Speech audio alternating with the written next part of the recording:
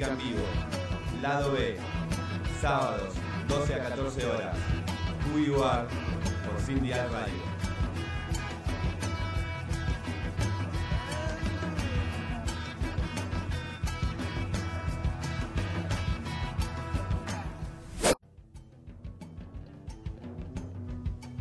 Entrevistas en Who You Are.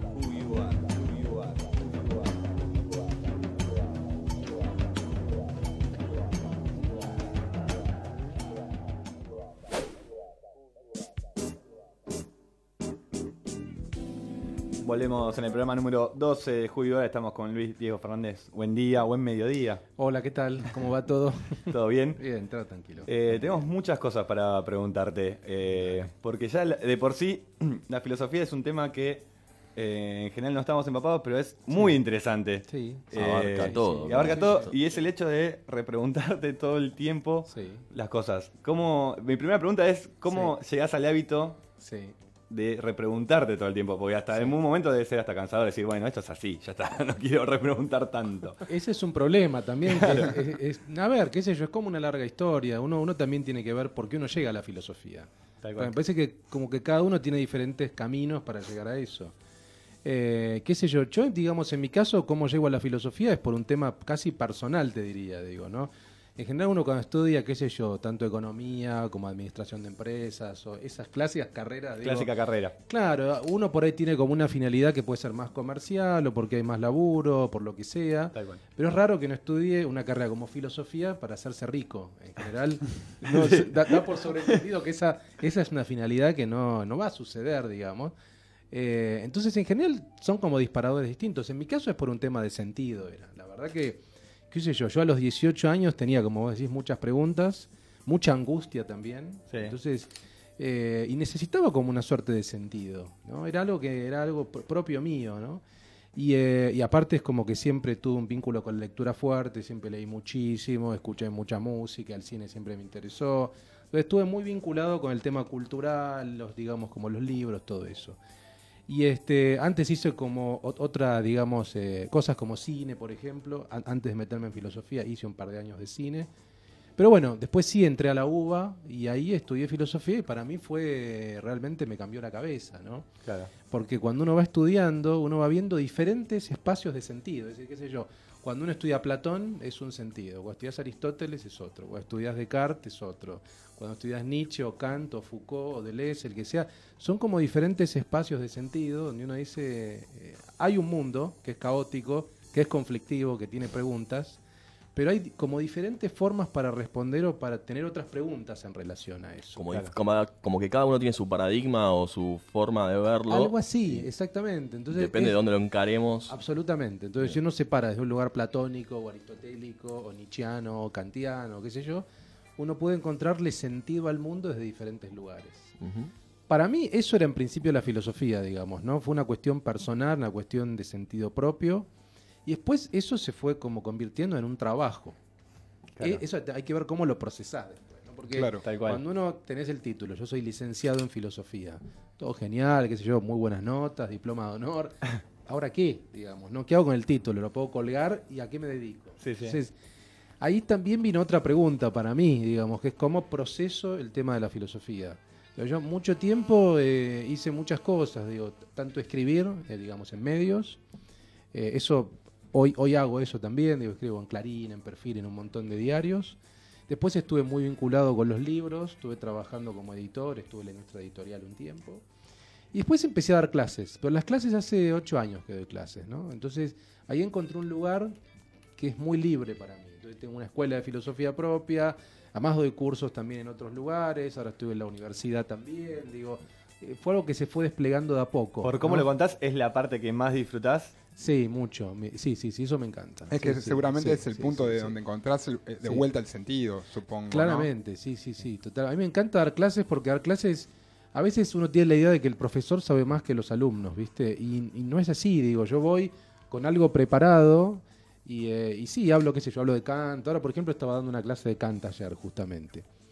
Pero lo que pasa es que las preguntas que me hacen a mí a veces también yo me las hago. No es que yo tenga la respuesta de todo. Entonces realmente estás en un lugar que es de creación. Y aparte total. supongo que justamente viniendo de la filosofía, caerías en una trampa si considerás que vos sabés, claro, algo tan cerrado como yo soy el líder de esto. Absolutamente. Entonces, ese es un punto importante para la filosofía, ver hasta dónde te podés preguntar, cuál es el límite del conocimiento, hasta dónde puedo llegar. Está bueno esto del sueño que ustedes hablaban, porque la filosofía, si bien es más territorio de Freud y del psicoanálisis, pero bueno, en verdad hay relaciones de la filosofía con el sueño y todo eso, ¿no? O con el alma, por ejemplo, con el problema del alma. A mí es un tema que me interesa mucho, ¿no? Hay una escena que está en Matrix, ¿viste? Es una película que yo uso mucho también para alumnos chicos. Cuando arranco a veces pongo Matrix de una. En Matrix está la escena de la pasan bien los chicos. La pasan bien, sí, porque yo quiero estimularlos para que no crean que la filosofía es un torre, ¿viste? Claro. Ahí está ese preconcepto, ¿no? Sí, Vamos a ver tipos de toga y barba que te hablan del ser y bueno, pero ¿y esto cómo lo relaciono con mi vida? Digo, ¿no? Entonces arranco y les pongo Matrix y se desconciertan, ¿viste? Les pongo la escena esa de Neo, de la pastilla roja y la pastilla azul. Y esa es una presentación excelente para hablar de Platón también, digamos, porque Platón hablaba de que había dos mundos. Un mundo de las ideas, un mundo terrenal. Platón, perdón, es el de la alegoría de la caverna. Exactamente, es la alegoría de la caverna. Entonces, Matrix está laburando mucho con un texto filosófico ahí, ¿no? Que está como subyaciendo, ¿no? Entonces, uso como disparador para hablar de Platón, de que supuestamente este mundo que vivimos sería como el mundo de la caverna, un mundo de sombras, y que el mundo que existe verdaderamente es el mundo de las ideas. Entonces, ahí también lo que pasa con Neo, qué sé yo, es que está enchufado supuestamente. Hay que desenchufarse para ascender al conocimiento real y bueno. Es un disparador, pero es una película que tiene una densidad filosófica súper interesante. Sí. Pero bueno, ahí ya fui para el tema del cine, digo que también es un tema que me interesa. Pero bueno, eso es un poco lo que dice al comienzo, ¿no? Lo que pasa es justamente es tan abarcativa que calculo que hay varias formas de poder entrar a cuestionarse. Digo, el cine seguramente aporta el preguntarse desde varios lugares. Entonces es un canal más. Es una herramienta, ¿viste? Es muy útil. Yo lo uso mucho. Me cuesta pensar en una clase de filosofía con la lógica de, bueno, la clase dura 2 horas. Sí. ¿Cómo haces para una clase de filosofía, para dar clases cuando justamente va a haber mucho debate, donde supongo que al mismo tiempo, más allá de que está bueno ese debate, que va a ser enriquecedor, también tenés como un programa que son los temas que la gente va por eso? Y sí, digamos, uno tiene que dar como 2 o 3 conceptos básicos, ¿no? Hay que, a ver, es muy interesante que haya discusión, a mí me gusta que haya debate. Lo que pasa es que es un debate sobre el fundamento filosófico, es decir, si uno no sabe qué dijo Platón o qué dijo Aristóteles... Complicado de debatir. Claro, digamos, hay que entender primero qué es lo que dijeron, y después uno puede tomar posición sobre eso. Es decir, ¿estás de acuerdo, no estás de acuerdo? ¿Te parece una buena solución, una mala solución? Digo, pero primero hay que conocer la historia de la filosofía. Cuando uno conoce eso, a partir de ahí podés pensar mejor. O sea, uno puede pensar mejor. Yo creo que la filosofía también ayuda mucho al juicio crítico en general, digo, no solamente... A veces también hay una idea errada, yo creo, de que filosofía es historia de la filosofía. Conocer qué dijo tal y cual. Claro. Eso es una parte, pero otra parte también es la lógica, la argumentación, ¿viste? Eso es muy importante. Y eso te sirve para leer un diario, para ver una película, para cualquier cosa. No, porque es como un preguntarse constante, es como un preguntar constante. Es exactamente, es como estar interpelándote. Yo digo que cuando uno hace filosofía está interpelándose permanentemente. Así surge con Sócrates, digo, si vos agarrás un diálogo de Platón, La República, el Fedón, cualquiera, Sócrates es alguien que interpela al otro. Es un tipo que se pone en el rol molesto. Dice que, en general, siempre se dicen que es el tábano. El tábano es un bicho que te pica, que te hincha. Molesta. Claro, el filósofo tiene que ser un poco así, digo, si no sos un cura, si no, claro, si no estás como bajando línea, digo, es el dogma total. Entonces, Sócrates lo que hace es molestar, pinchar permanentemente, interpelar. Claro, como que no te va a dar una respuesta concisa, sino va a hacer que vos busques tu camino. Exacto, vos romper también el molde que uno se crea. Totalmente. Supongo que mismo en la parte donde vos decías, en la parte que estudiaste, supongo que a medida que iba cambiando cada tema, es muy fácil como hacerse una idea y encerrarse en eso, y cuando viene otra... Totalmente. Ese es el desafío, ¿no? Cuando uno estudia filosofía ves que, bueno, hay un espacio, que es la filosofía antigua, que tiene ciertos problemas. Después pasás a la filosofía medieval, que tiene otros problemas. Después la moderna, la contemporánea. Tienen como diferentes problemas. Y cada uno tiene otras preguntas. eso es interesante, porque no es que las preguntas son las mismas. Las preguntas son otras, cambian, ¿no? Entonces, en general, un filósofo es alguien que está interpelando. Me parece que esa es la figura más clara, ¿viste? Claro, tal cual. Es alguien que es incómodo y que genera cierta incomodidad en el otro, en la escucha. Si no, se pone en el rol o del político o del cura, el que te baja el dogma. Y la verdad es que el filósofo, en general, cuando uno ve la historia de la filosofía, los filósofos son todos tipos muy raros. Son todos tipos muy extraños, ¿viste? O sea, tipos que, pero extraños ¿por qué? Porque vivían de una manera distinta, porque pensaban de una manera distinta, pero lo hacían en la polis, lo hacían en la comunidad. No es que se iban a la montaña o si... Eso es un monje en todo caso. El filósofo convive con los demás, pero desde su lugar. Y su lugar es un lugar de cierta incomodidad. Tiene que bancarse también ese lugar. Y ahora, la filosofía, ¿cómo se encuentra en esto de ser justamente catalogada como una disciplina cuando está tan asociado, parece, en algún punto a la naturaleza propia del hombre? Digo, ¿hasta dónde se siente cómoda la filosofía con esto de es una disciplina? No, o sea, justamente estás entrando en algo que ya está encuadrado, donde hay otras disciplinas. Claro. ¿Cómo es ese juego? Porque... Y eso también es un largo camino, es una larga historia, porque si vos ves en la historia de la filosofía, surge sí como una disciplina. Es decir, no sé, en el mundo griego, alguien que se consideraba que era filósofo también sabía de física, sabía de matemática, es decir, música también, es decir, alguien que reunía casi todo el saber. Después la ciencia sí, es cierto que se van dividiendo y tenés especializaciones. Entonces, después sí puede aparecer la psicología, la economía, la política. El tema es qué le queda a la filosofía, es decir, qué es lo que le queda a la filosofía. Lo que parece ser es que a medida que pasa el tiempo le queda poco objeto, ¿no? Pero también se lo puede ver desde otro lugar. O sea, la filosofía, hoy para hacer filosofía uno tiene que saber un poco de política, de sociología, de psicoanálisis, de economía, porque el mundo es más complejo. Entonces, hay cosas que ya no te alcanzan, ¿no? Uno tiene que interactuar con otras ciencias o disciplinas, ¿viste? En general, esa es mi visión, por lo menos. Cuando uno ve los filósofos del siglo XX, no sé, Sartre o Foucault o Deleuze, digo, también eran un poco sociólogos, un poco estaban en política, digo, no es que ese ideal como el filósofo puro, al margen de todo, y mutó ya, cambió. Pero supongo que porque no encontraría demasiadas respuestas si no tiene el conocimiento, digamos. Todas esas, lo que vos comentabas, políticamente, económicamente, socialmente, nos atraviesa, por lo cual es medio complicado excluirse de eso.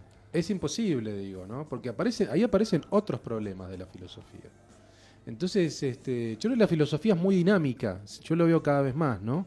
Y lo veo también con la gente que se acerca a cursos que doy fuera de la universidad o que doy en mi escuela, qué sé yo, que gente simplemente que tiene inquietudes de pensar, ¿viste?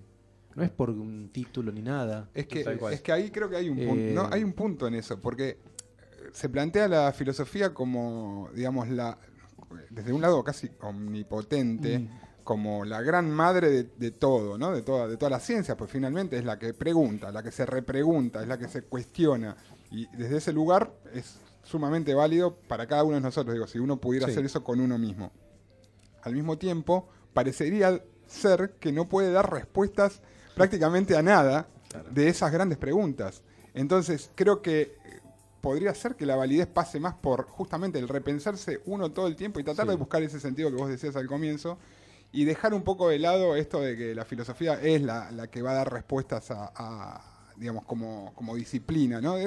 Como llevarlo más a uno, digamos. Es que es un ejercicio que es propio de cada uno, es un ejercicio singular también. Es decir, ¿por qué digo esto? Porque si uno ve efectivamente Sócrates, los diálogos, qué sé yo, ahí Sócrates lo que hace es que vos te preguntes a vos mismo. Él trata de llevarte de alguna manera a un lugar que es que vos pienses qué es la justicia para vos, qué es la belleza para vos. Digo, esos problemas, él en algún sentido lo que va tratando de hacer es como criticar tus prejuicios.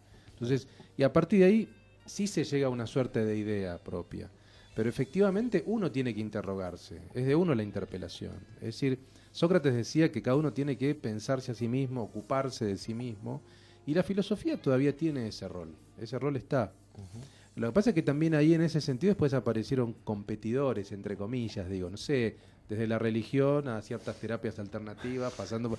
Claro, ahí por ahí es más fácil, la respuesta es más fácil, porque está la respuesta servida de alguna manera. En la filosofía no hay respuesta, como ves, no hay una respuesta que sea un dogma, el dogma no existe. Claro. Lo que existe es la pregunta, pero igual uno puede llegar a ciertos principios, o sea, hay principios, hay ideas que si uno es más idealista, menos idealista, materialista, es decir, hay como líneas filosóficas. Entonces, ahí se puede encontrar, no sé si respuestas, pero como ciertas ideas fuertes, digamos, ¿no? No, y aparte, como vos decías en algún momento, vos arrancaste llegando a la filosofía por el lado de que algo te angustiaba, algo te movilizaba. Sí. Digo, la pregunta es un movilizador en algún punto, entonces ya ahí mismo tiene valor, digamos. Sin duda. En general yo creo que casi todos llegan así. Más ¿no? allá que no, Porque- es verdad que no encontrés la respuesta, digo, No. es ese hecho de preguntarte ya es movilizador por sí solo. Claramente, sí. En eso tiene algún vínculo con el psicoanálisis, digo, hay Tal cual. relaciones con el psicoanálisis claramente, ¿no? De hecho, cuando uno estudia el psicoanálisis surge de alguna manera de la filosofía también el psicoanálisis.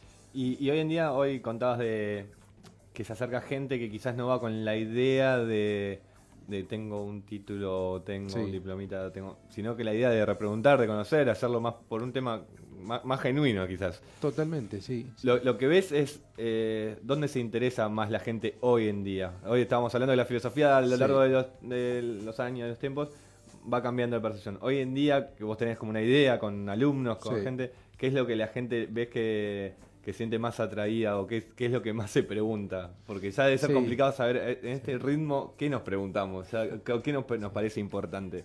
Estoy Sí, tratando a de ver, pensarlo yo, sí. ¿qué me No, parece ya importante? Supongo que el sí. espacio que genera, Luis, ya de por sí, esto de que pueda tener una escuela y un espacio para preguntar, ya es como muy válido en comparación No, pero la pregunta- con una sociedad que generalmente pasa desapercibido el preguntarse. Sí. Claro, por eso a lo que voy es a Entiendo, eso. entiendo la pregunta, la sí, gente a sí, lo sí. que va, ¿qué es lo que le interesa? Digamos, se queda con la idea de repreguntarse en un nivel social, a nivel individual, a nivel del amor, a nivel de la política.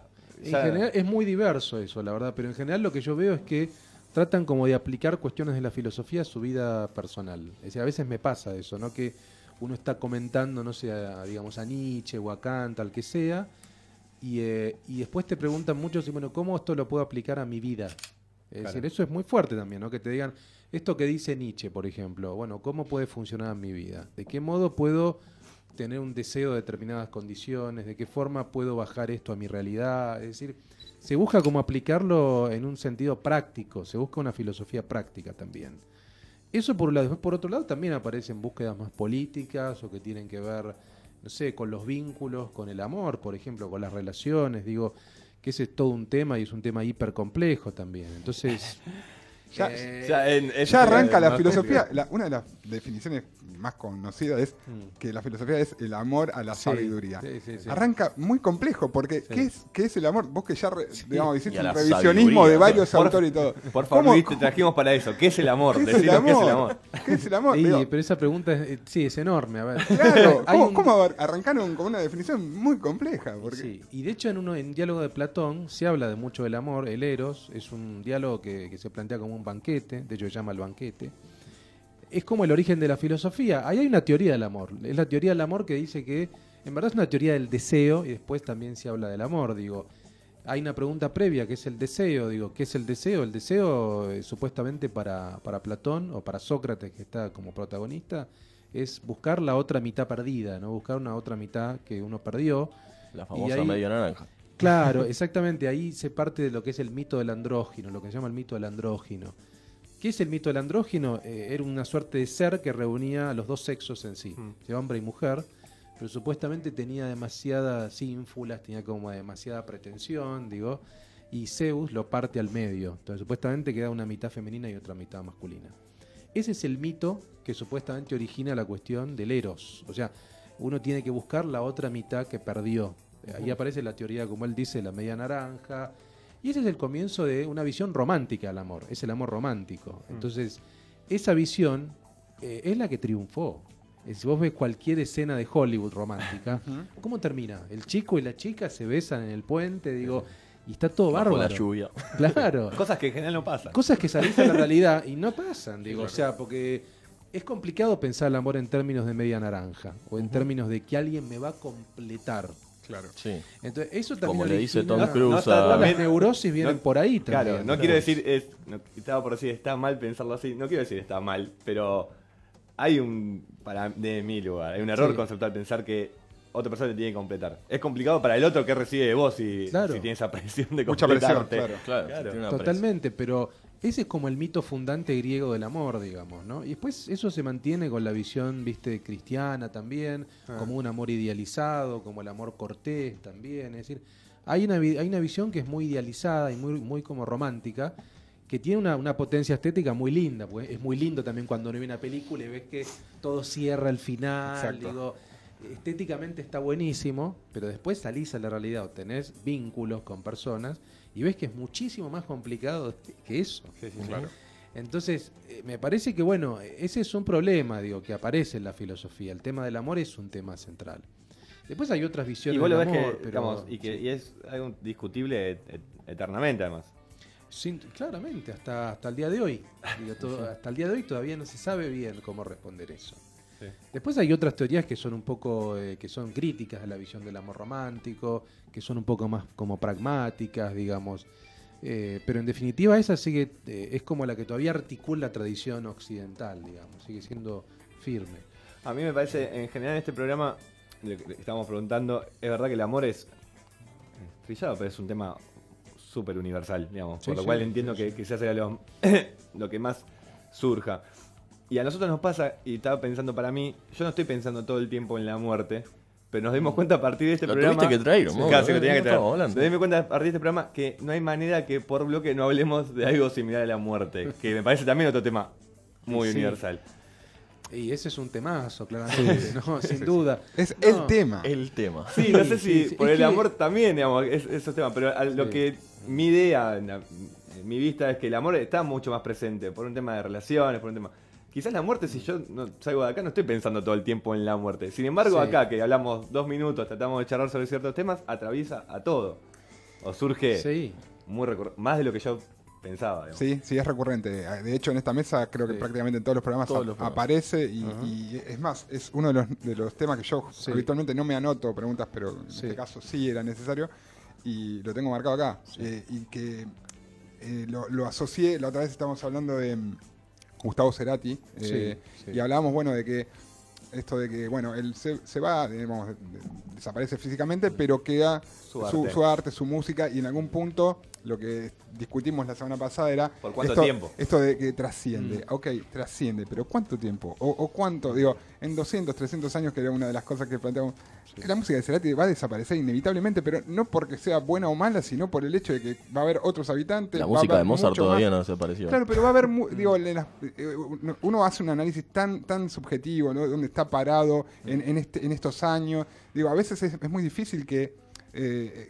cierto arte, o sea, trascienda realmente. Y creo que tiene que ver más con un tema de ego que con cualquier otra cosa, finalmente. Entonces, pero bueno, volviendo atrás con el ego, uno de los temas es la muerte, desde la filosofía.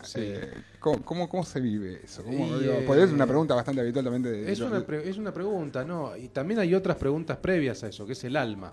Porque también si uno habla de la muerte, uno dice... Ya es un despelote, Luis. Es más complicado, digo, porque... No, a ver, porque uno puede entender que la muerte es efectivamente una cesación de la vida. O sea, simplemente nos morimos y no hay nada más. Pero le está sacando todo el lado romántico. Bueno, a veces uno tiene que también ponerse en ese lugar, digamos, ¿no? Pero uno puede entender que la vida tiene un fin, digamos. Entonces, esa es una posición que en todo caso... implica que el alma es como que no tiene una existencia más allá del cuerpo. Es decir, por eso digo, hay que también pensar el tema del alma, porque si uno dice si efectivamente hay algo después de la muerte, bueno, ese algo que tiene que ver con una conciencia, es decir, yo sigo siendo consciente de algún modo o no soy consciente. Y bueno, si soy consciente es porque tiene que haber algún tipo de alma, el alma tiene que ser inmortal de alguna manera. Entonces, Platón creía que el alma era inmortal, por ejemplo. Él creía en la inmortalidad del alma, entonces... no consideraba que la muerte era la cesación de todo, sino que esa alma después tenía un espacio en el mundo de las ideas. Él hablaba de que el mundo de las ideas era prioritario respecto de este mundo, y el alma, en todo caso, habitaba ese espacio. Pero después hay visiones críticas de Platón que consideran eso muy místico, y dicen, no, en definitiva, la verdad es que la vida es esta. El tema es también cómo uno se posiciona frente a la muerte. O sea, si vos crees que cuando todo termina... es algo trágico, o si crees que al revés, que ese límite tiene que ser un disparador para vivir esta vida con plenitud. Claro.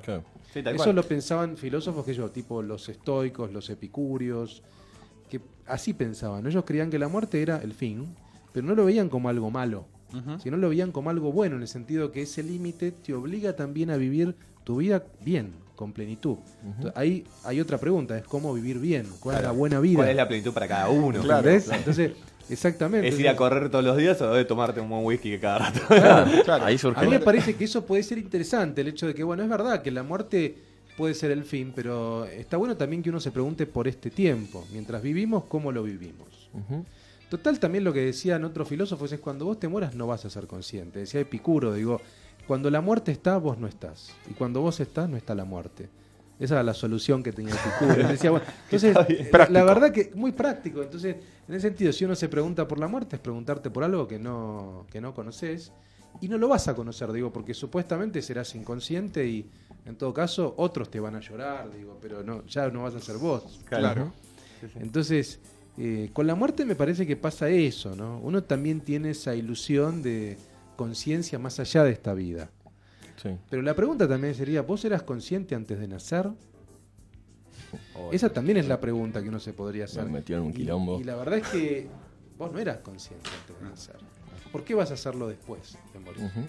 Claro. ¿Por qué necesariamente? Parece y a mí me parece siempre el tema del alma.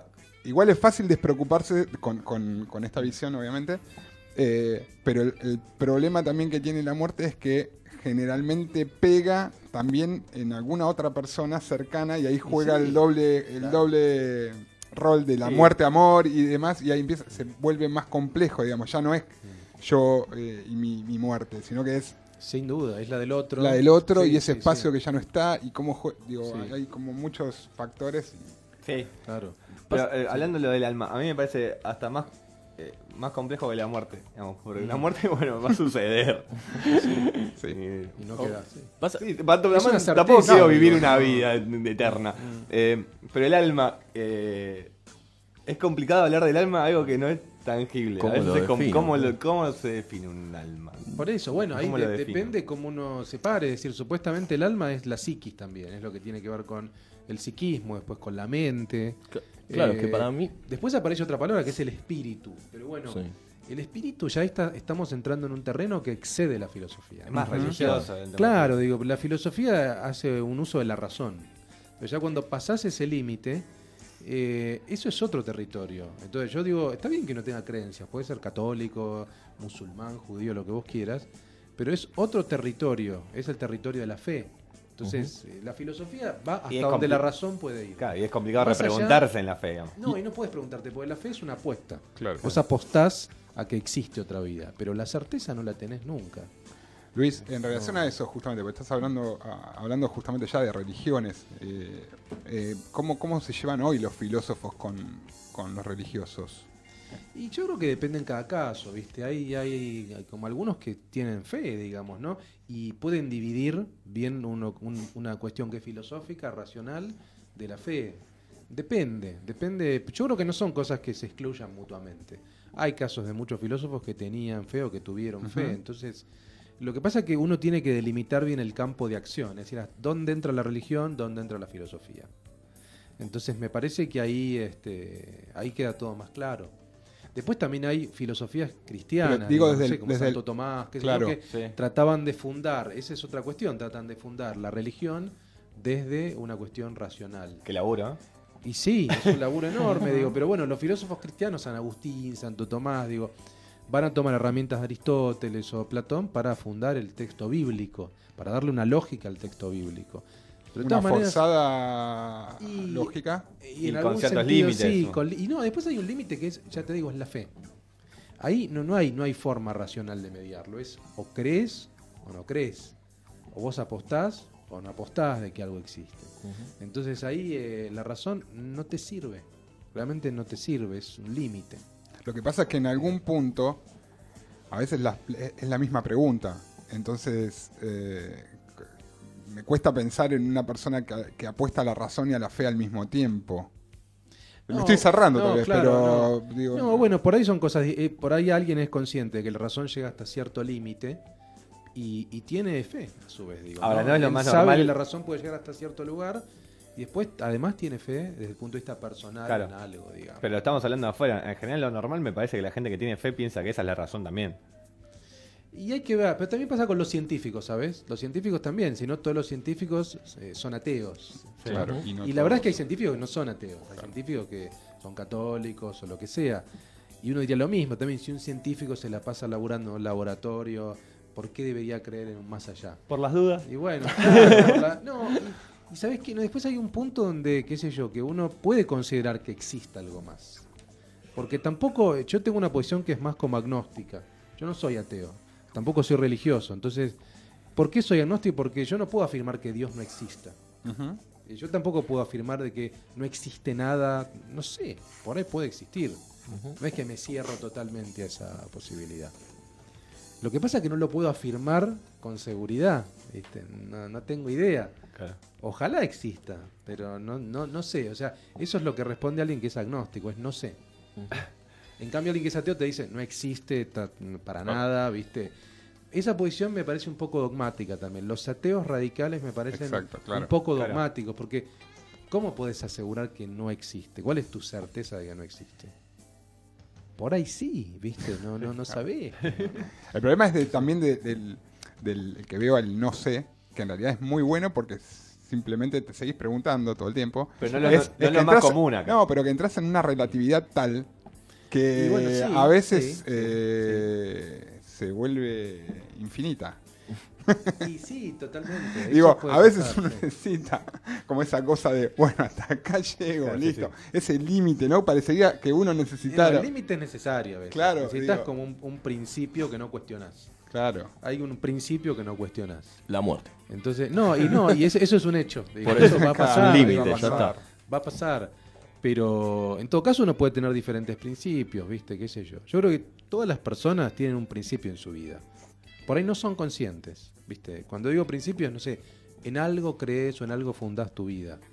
Qué sé yo, para algunas personas será Dios, otros la razón. Valores. Valores, exactamente, valores. O sea, y de eso está también, cuando uno habla de valores, habla de la filosofía.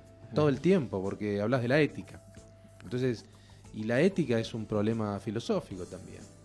Entonces, yo creo que la filosofía... Casi más que el alma. Sí, pero para mí sí, claro, para mí es muy importante, ¿viste? Es muy importante. Entonces, ahí está en todos lados la filosofía. Cuando uno entiende eso, entiende también que la filosofía no es algo abstracto, sino que se encarna en actitudes, conductas, está por todos lados.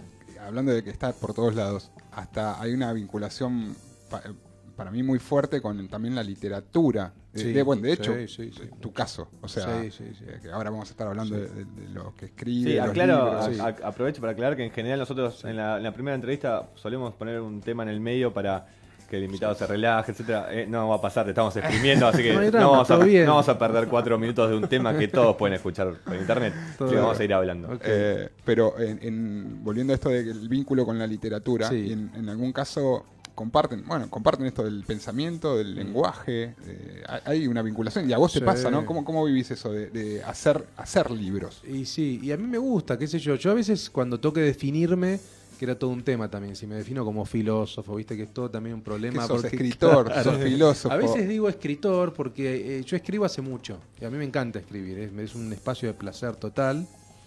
Y aparte acá en Argentina realmente no hay una gran tradición filosófica, pero sí una gran tradición de escritores. Sí. Entonces, y a veces uno ve que nuestros escritores son nuestros filósofos también, entonces hay una relación muy fuerte. Pero sí, yo me siento, qué sé yo, si tengo que definirme, soy escritor, también soy filósofo, las dos cosas soy. Pero me encanta escribir. Lo que pasa es que yo no cuento historias, yo no soy un novelista, no soy un cuentista, digo. A mí lo que me interesan son las ideas. Entonces, escribo ensayos. Los ensayos sí, estoy trabajando con ideas todo el tiempo. Y a veces con algún juego un poco ficcional, qué sé yo, pero en definitiva estoy trabajando siempre con ideas. Y a mí me encanta, sí, la verdad que los libros es una pasión para mí también, ¿no? O sea, así como dar clases, claro. Cuando escribo también me encanta hacerlo.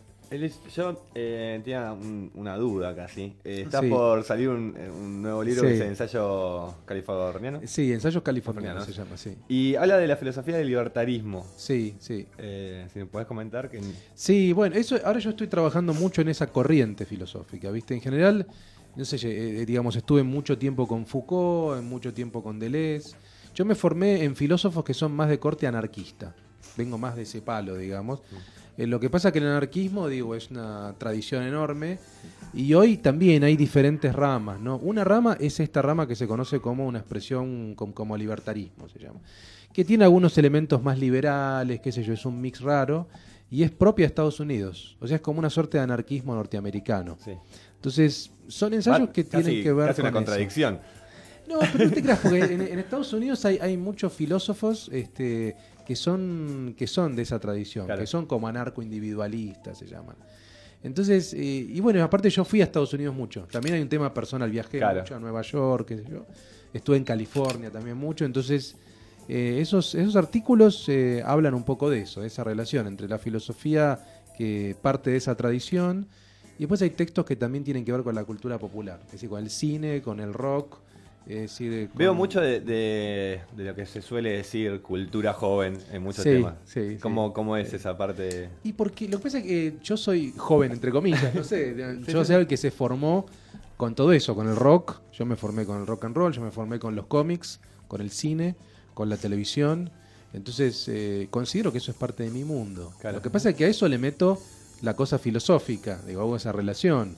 Así como digo Matrix y la filosofía cuando arrancamos, digo, puedo hablar, no sé, puedo hablar de los Stones, o puedo hablar de Madonna, o puedo hablar de YouTube, y puedo hablar de un montón de cosas que a mí me gusta mucho. Yo de chiquito era muy nerd en el sentido de miraba películas de cómics, Batman me encanta, digo, un montón de cosas. Entonces ahí viene esa relación. Claro. Que eso por ahí puede ser raro para un filósofo, si uno tiene la idea cliché del filósofo. No, pero tal cual es lo que comentabas, ¿no? Eso de acercar también la filosofía para no dejarla en el siglo.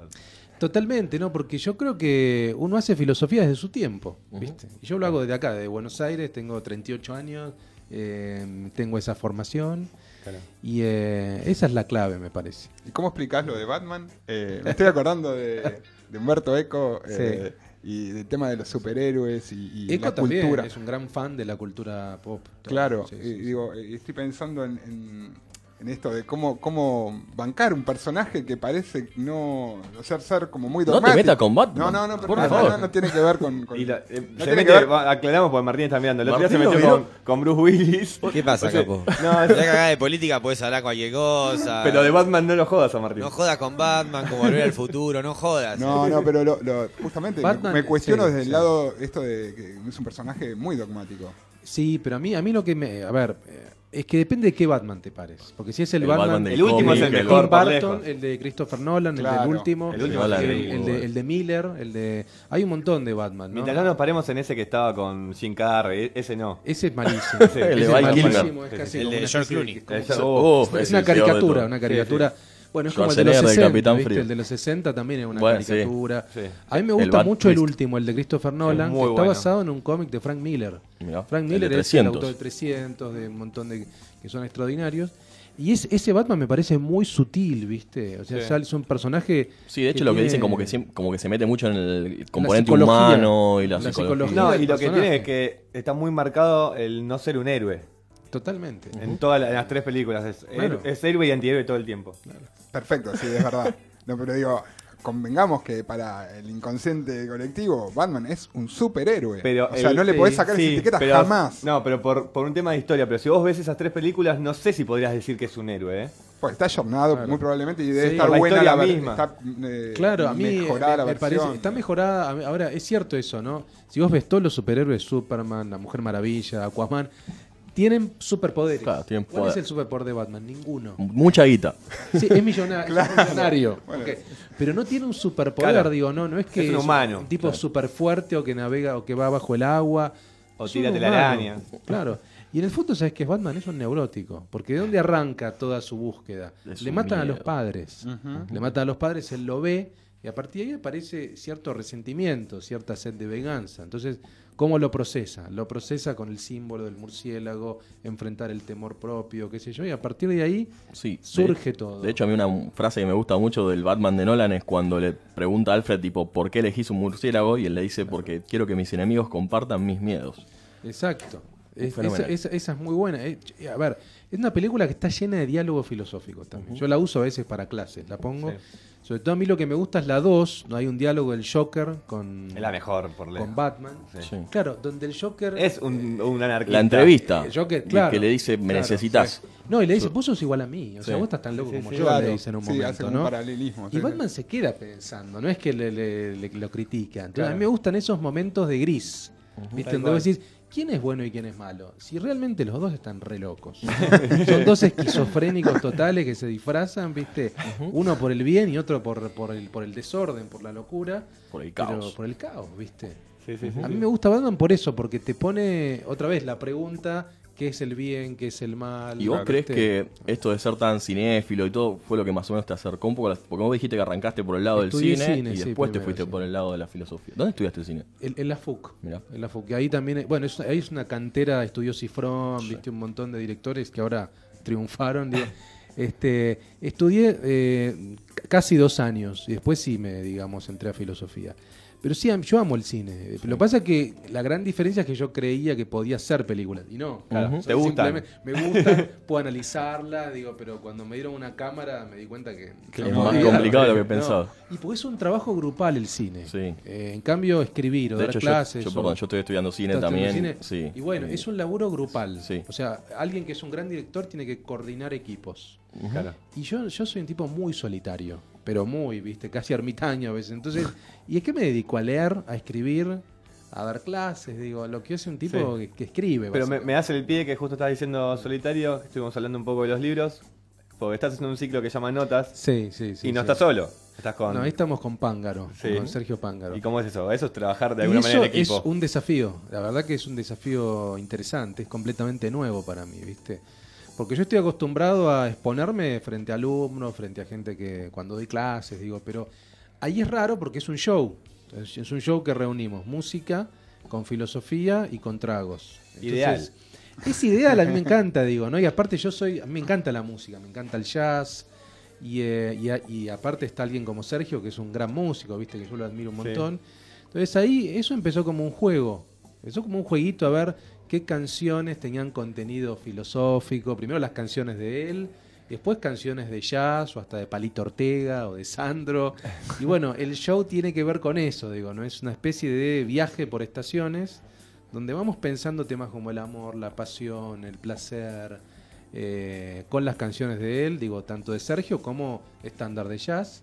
Y ya te digo, podemos terminar en Palito Ortega o en Leonardo Fabio, una cosa así. Vi un comentario esta Sí, semana de Sergio sí. sobre Palito Ortega, era un poeta Es maldito. un algo poeta así. maldito. Sí, eso por la sur- felicidad, supongo. Eso surgió en el último show. No, que en verdad yo lo dije. Ah, eso. Claro, porque claro, empezamos a hablar, qué sé yo, viste, de la felicidad y demás, y Sergio hizo una versión medio yaceada de la felicidad, muy buena. Y yo dije que era un poeta maldito porque es repudiado por todo el mundo. Entonces, viste, en general tiene el repudio de la crítica. Menos por mi vieja le encanta. Claro. Entonces, ¿por qué no podemos pensar a alguien como Palito Ortega como un poeta maldito? Porque los poetas malditos también tuvieron un repudio en su momento. Claro. Bueno, por ahí es un poco Porque forzada la lectura. Porque, pero- no, porque justamente la gente que lo critica, etcétera, no le gustaría ponerlo en ese lugar que mal o bien queda bien, le da un estatus. Le da, claro. Fue nada, por ahí es cierto que forcé un poco el concepto, pero la idea Pero era es muy gracioso para verlo. Y recordemos que este ciclo lo podemos ver todos los martes. todos los martes a las 9. Sí. En Bebop. En Bebop. En Bebop. Bebop, sí. Bueno, vamos a Aparte me estar ahí. imagino sí. realmente un buen contrapunto entre Luis y Sergio. Realmente debe estar muy lindo. Está bueno. Yo, sí. nosotros tenemos que avanzar con el programa, la verdad que te invitaríamos. bien, Yo pensé que me quedaría hasta las 8, le cortamos toda la transmisión y fue. Pero bueno, Sí, está la tenemos- invitación siempre sí, abierta, tenemos miles de porque preguntas. miles de cosas para hablar. Cuando quieran. Tratamos de cuando meter quieran, todo cuando de alguna quieran. manera, pero No se puede. no se Bueno, puede. Todo bien. Es todo que bien. son muchas preguntas. La filosofía es muchas preguntas. No, lo que tiene Sí. él también es que son muchas preguntas y muchas actividades también que él hace, sí, digamos, para sí, ver. verdad. No, sí, sí, la sí, escuela, sí, vamos sí. a estar compartiendo Sí. la escuela de filosofía. Los libros. Los que ya libros. Libros, ok. Genial, todo bien. Yo me llevo uno, muchas gracias. Perfecto. Cuando Pero yo terminás llevo, es mío. lo irá pasando. Lo iré pasando. Lo pueden comprar, que bien con el invitado. Bien, Parecen sí, unas, verdad. unas ratas que no Sí, compran libros. ¿viste? pueden comprar lo que sé yo. Cuando entran a mi blog, ponen mi nombre, está en mi blog, y ahí están mis libros, mis cursos, digo, se pueden informar, estoy en Facebook, en Twitter, en todo. Y está bueno, que muchos cursos son Son de 4 clases. 4 en general clases. son 4 clases. Sí, por lo sí, cual, sí. los que están escuchando, a mí hasta sí, lo sí, estuve sí. viendo, me Sí, interesa, sí. voy a Son- estar ahí en contacto. Dale, genial. Porque para los que antes estábamos hablando del ritmo de vida actual, de proyectar algo un año. 4 clases, es un mes, haces algo, te preguntas un poco, es mucho mejor que... Y sí, aparte de mis cursos en general, lo que trato de hacer es generar eso, un ambiente de que estén relajados, que uno trate de pensar, y además pongo un vino hacia el final de la clase. Ya me convenció, yo también me anoto. Unos vinitos como... Ya me agregó, si había una duda ver horario, ya está, esa parte no puede. Sí. Bueno, Luis, muchísimas gracias por... Mil gracias por haber venido. Un placer. Vamos a ir, le aviso Martín, porque hubo un tema que nos salteamos y vamos a ir con Sweater Weather. Mi inglés va mejorando, ¿no? Yo no entendí el nombre. Se llama Sweater Weather de Neighborhoods, el tema de una banda justamente californiana. Una banda muy nueva, californiana. Californiana, ¿no? Sí. 2 años, California. Así que vamos con eso, en vivo. Hey, well all I am is a man. I want this world right in my hands. I hate the beach, but I stand in California with my toes in the sand. Grab the sleeves of my sweater, let's have an adventure. Heads in the clouds, but my gravity center. Touch my neck, and I'll touch yours. You and those little high-waisted shorts. Oh, she knows what I think about, and what I think about. One love with 2 mouths, and one love in one house. No shirt, no blouse, just us and you find out. Nothing that we don't wanna tell you about. Oh, 'cause it's too cold for you here right now. So let me hold both your hands in the holes. And if I may just take your breath away, I don't mind if there's not much to say. Well, sometimes the silence guides our minds to move to a place so far away. And the goosebumps start to raise the minute that my left hand meets your waist. Hey, and then I watch your face, put my finger on your tongue 'cause you love the taste. These hearts adore everyone the other beats hardest for. Inside this place is warm, outside it starts to pour. Coming down, one love, 2 mouths, one love, one house. No shirt, no blouse, just us and you find out. Nothing that we don't wanna tell you about. Oh no, 'cause it's too cold for you here and now. So let me hold both your hands in the holes, 'cause it's too cold for you here. Hey, now, so let me hold both your hands in the holes of my sweater. No, no, no, no, no. Da-da. I don't know. Oh.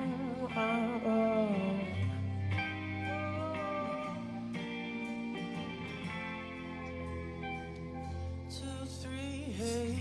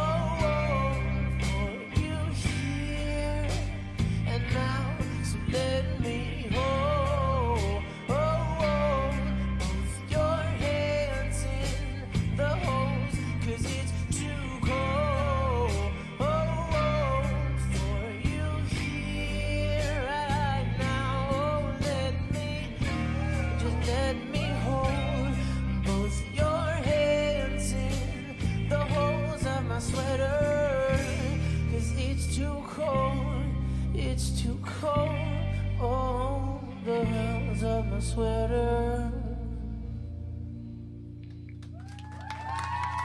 Thank you.